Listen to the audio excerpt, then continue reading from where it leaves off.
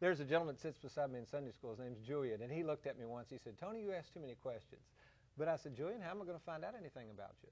So the beauty of having the hour-long program like today is if people have questions, I can take a little more time with them, slow the pace down a little bit, and find out a little bit more about what's going on in their life in order to try to answer the question better. So yeah, I love the hour-long shows, and you might get some questions coming back to you today if you do have a question. But don't be afraid. It's all good.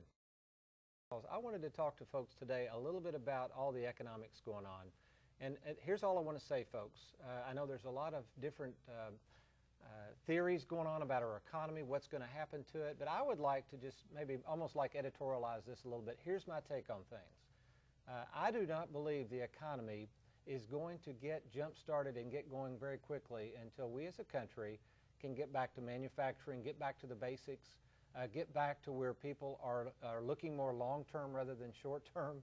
And so all of these things going on out here, it is time to take responsibility for you. One of the chapters in the book is take responsibility.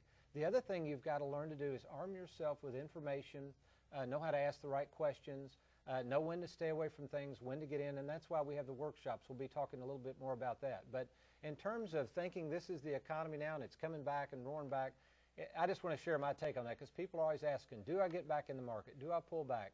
I can only tell you that until this country, until we get back to creating something, multiplying something, it ain't going to happen, folks. There's a concept in economics called a multiplier effect. And what that means is if I get a dollar, I've got to do something with that dollar and make it exponential. I know Cindy's into plants and things, but you've got to grow things. You have to take one of something and make 4 or 5 or 6, and then it becomes exponential. You can't take a dollar and then spend it or give it away because then the dollar's gone.